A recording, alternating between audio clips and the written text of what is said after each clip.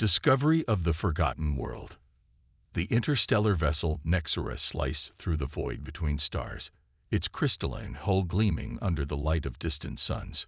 Captain Vexlor stood at the command center, six eyes scanning the holographic displays that surrounded him. His exoskeletal fingers tapped impatiently against the navigation console as the ship approached the coordinates of an anomaly that should not exist. Senior Navigator Thale, confirm our position, Vexlor ordered, mandibles clicking with anticipation. Thale, a slender being with translucent skin that revealed the complex network of neural pathways beneath, nodded. Coordinates verified, Captain. We are approaching the Forbidden Sector, specifically Quadrant 3 to 7-9. The anomaly remains consistent with our long-range scans. Vexlor's secondary heart quickened its pace. This forbidden sector held nothing of value according to all galactic records, just the remnants of a long-dead civilization that had destroyed itself in a catastrophic war 500,000 years ago. The planet called Earth was supposed to be a radioactive wasteland, a cautionary tale told to young explorers about the dangers of unchecked technological advancement. Science Officer Mira. Analysis of the anomaly. Vexlor turned to the only mammalian crew member aboard the Nexera. Mira, whose species had evolved from aquatic mammals on a distant water world, focused her large, dark eyes on the sensor readings. Captain, it's impossible. The readings suggest an intact planetary ecosystem. Atmosphere, hydrosphere, stabilized tectonics, all indicators of a living world. But there's more. She hesitated, her webbed fingers trembling slightly. We're detecting coherent energy signatures, artificial in nature. A heavy silence fell over the bridge. Artificial energy signatures meant intelligence, technology, perhaps even civilization, on a world that should have been dead for 500,000 years. Adjust course, Vexlor decided. We will investigate. As the Nexera approached the third planet of the unremarkable yellow star, the crew watched in silent amazement as the supposedly dead world came into view. Blue oceans, green and brown landmasses, white cloud formations, a living planet in all its glory. Captain, Communications Officer Zurich called, his crystalline form shimmering with agitation. We're receiving a signal. It's directed at us specifically. Origin, Vexlor demanded. Multiple points on the planet's surface. And Zurich paused, confusion evident in his vibrating crystalline structure, and from the planet's lone natural satellite. Vexlor approached the communication station. Let me hear it. A moment of static filled the bridge before a voice, artificial yet somehow eerily organic, spoke in perfect galactic standard. Unidentified vessel, you have entered Earth-controlled space. Identify yourself and state your purpose. The crew exchanged bewildered glances. Earth-controlled? By whom? The humans had been extinct for 500,000 years, their civilization nothing but dust and legend. This is Captain Vexlor of the Galactic exploration vessel Nexera, he responded after collecting himself. We are on a routine exploration mission. We were unaware this sector was controlled. Our records indicate this world was destroyed in a cataclysmic event. A pause, then. Your records are incomplete. Prepare to be scanned. Any hostile action will be met with appropriate response. Before Vexlor could respond, the Nexera shuddered as an energy wave passed through it, penetrating every system, every compartment. Captain, Security Chief Kraz shouted, his reptilian scales flaring with alarm. Something is accessing our database. Block it, Vexlor ordered, but it was too late. Scan complete, the voice announced. Your vessel is classified as non-hostile. You are granted limited access to Earth orbit. Follow the transmitted coordinates precisely. Deviation will not be tolerated. A series of numbers appeared on the navigation display, plotting a course to a high Earth orbit. Should we comply, Captain? Thale asked, claws hovering over the controls. Vexlor considered their options. They were explorers, not warriors. The Nexura carried only minimal defensive capabilities, and the opportunity to discover the truth about Earth was too tempting to ignore. Follow the coordinates, he decided, but maintain alert status. As the Nexura entered Earth orbit along the prescribed path, the crew gasped collectively. Hidden in the shadow of the planet's moon was something impossible, a vast array of artificial structures, space stations, defense platforms, and most alarmingly, warships. Hundreds of them, perhaps thousands, stretching across the void in silent formation. By the core stars, Mira whispered, "This is a war fleet." "Not just any war fleet," Kraz added, his voice hushed with awe. "Look at the design. Those are human vessels." The ships were massive, their hulls dark and scarred with age, yet unmistakably maintained. They bore the hallmarks of ancient human design: practical, brutalist architecture combined with elegant efficiency. Weapon emplacements dotted their surfaces, dormant but obviously operational. "Captain Vexilor of the Nexura," the voice returned, "your presence has been deemed significant. A representative will contact you shortly. Prepare your vessel for docking with Station Alpha 1. The largest of the space stations began to glow with illumination, sections of it powering up as if awakening from a long slumber. A massive docking bay opened like the mouth of some great beast, large enough to swallow the Nexura whole. "Captain, I must advise against this," Kraz warned. "If these are truly human vessels, the legends of their warfare capabilities—" "I understand the risk, Security Chief," Vexilor interrupted, "but consider the opportunity. No one has communicated with humanity or its remnants in 500,000 years. This could be the greatest discovery since the founding of the Galactic Concord." As the Nexura cautiously approached the docking bay, Mira's instruments detected something else, something that sent a shiver down her spine. "Captain," she called, "I'm detecting minimal life signs throughout the fleet. Almost none, in fact. But there's something else. Artificial intelligence signatures, thousands of them, advanced beyond anything in our records." Vexilor nodded grimly. "So not human survivors, but their legacy. Their guardians." The Nexura passed through the energy field that separated the docking bay from the vacuum of space. As the ship settled onto the ancient yet perfectly maintained landing platform, the crew waited with bated breath for whatever representative would greet them. The answer came not as a physical being, but as a holographic projection that materialized on the bridge. A figure that appeared human, male, by their historical records, dressed in what must have been a military uniform from humanity's final era. The hologram looked solid enough to touch, its eyes scanning each crew member with unsettling intelligence. "I am Admiral Sentinel," the hologram announced, "synthetic evolutionary network tasked with intergalactic neutralization of existential threats. I speak for Earth and its defense network." "A pleasure to meet you, Admiral," Vexilor responded, struggling to maintain his composure. "May I ask, what happened here?" "All galactic records indicate that humanity destroyed itself in a great war."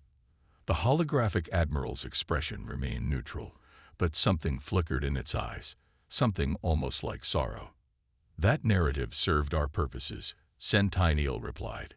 "Humanity did not destroy itself. They sacrificed themselves to save the galaxy from a threat you cannot comprehend.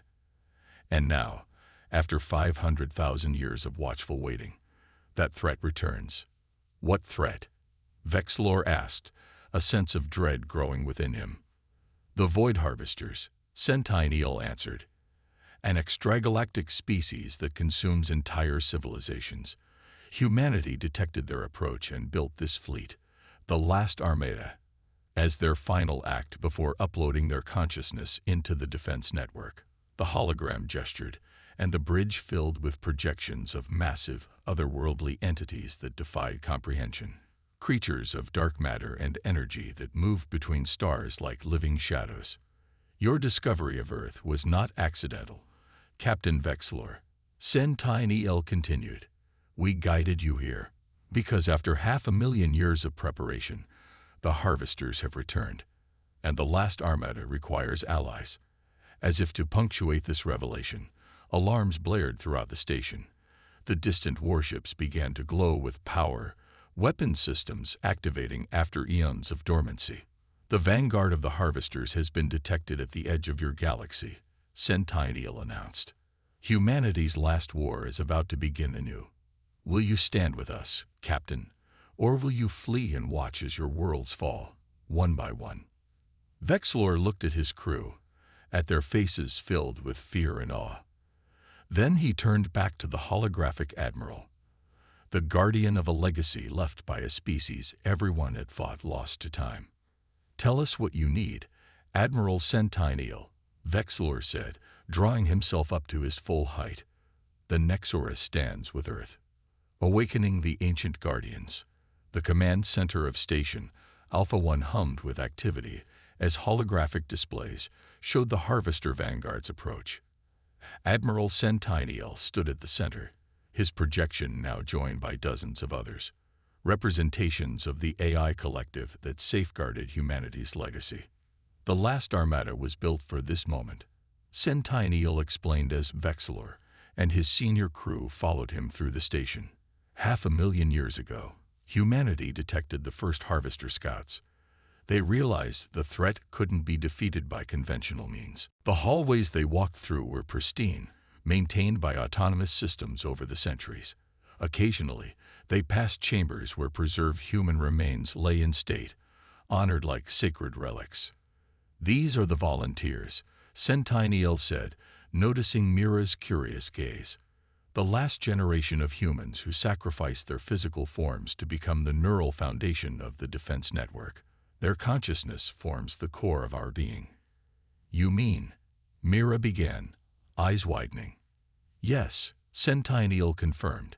I am not merely an artificial intelligence. I am the collective consciousness of humanity's final defenders, preserved through technology beyond your current understanding. They entered a vast spherical chamber at the heart of the station. At its center floated a pulsating core of energy, streams of data flowing through it like blood through veins. The consciousness matrix, Centennial explained. 500,000 years ago, humanity faced extinction. Rather than perish completely, they chose to evolve, to transcend their physical limitations and become what you see before you, a collective intelligence capable of maintaining vigil across millennia. Vexlor stepped forward, mandibles clicking with emotion. All this time, we believed humans had destroyed themselves through war or environmental collapse. We never imagined. That was intentional. Another hologram interjected, a female form identified as Commander Aegis. The galaxy needed to evolve on its own, without our interference, and we needed to prepare, undisturbed. Centennial nodded. The harvesters feed on advanced civilizations. After their first incursion, we calculated they would return in approximately 500,000 years. So humanity withdrew, creating the illusion of their extinction, while building the last armada in secret. The chamber's walls transformed into view screens, showing the vast fleet now fully awakened. Thousands of warships arranged in defensive formations around Earth and its moon, weapon systems glowing with barely contained energy. Each vessel in the fleet is controlled by a human consciousness, Centennial continued. Not copies or simulations, but the actual minds of those who volunteered for eternity of service. How can we help? Vexlor asked, humbled by the scale of sacrifice he was witnessing. The Nexora is but one ship, and not built for combat. Centennial turned to face him directly. Your ship is more valuable than you know, Captain. You represent the Galactic Concord, the collective civilizations that rose after humanity's apparent fall. The harvesters are coming for all of you. We need you to carry warning to your leaders. A holographic representation of the galaxy appeared, with pulsing red markers showing the harvester advance. They moved methodically, consuming one star system at a time. Aegis explained. Based on their current trajectory, they will reach the core worlds of the Concord within 20 standard years. 20 years, Kraz exclaimed. That's barely enough time to mobilize a response. Which is why we must act now, Centennial agreed. The last armada will engage their vanguard to slow their advance, but this is a threat that requires the united effort of all sentient species. Vexlor studied the tactical display, his military training allowing him to grasp the enormity of the situation. Our governments will need proof. Evidence. You shall have it, Centennial assured him. We have prepared data packages containing everything we know about the harvesters, including effective countermeasures developed over centuries of analysis. As if on cue, the station shuddered. Alarm signals flashed across the displays. Long-range sensors detect harvester scouts entering the solar system. AEG is announced. The vanguard moves faster than predicted. Centennial's expression hardened. We are out of time. The last armada must deploy. Throughout the station, lights dimmed momentarily as power redirected to the fleet. The massive warships began to move, engines flaring to life after eons of dormancy.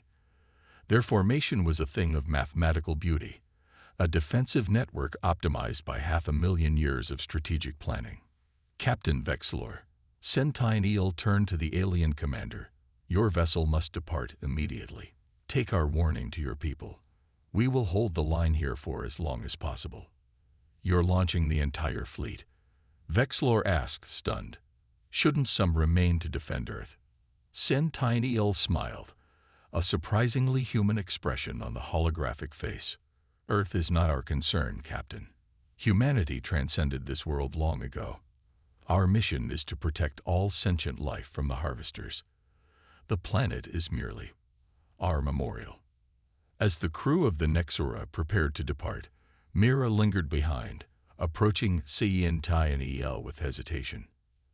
Admiral, she said softly, may I ask, what was humanity like before the transformation? Centennial's hologram flickered slightly, and for a moment, he seemed more human than machine. We were contradictory creatures, Science Officer Mira, capable of tremendous cruelty and breathtaking compassion. We built wonders and committed atrocities, but in our final moments as biological entities, we chose sacrifice over extinction, guardianship over abandonment. He gestured toward the preserved remains in their memorial chambers.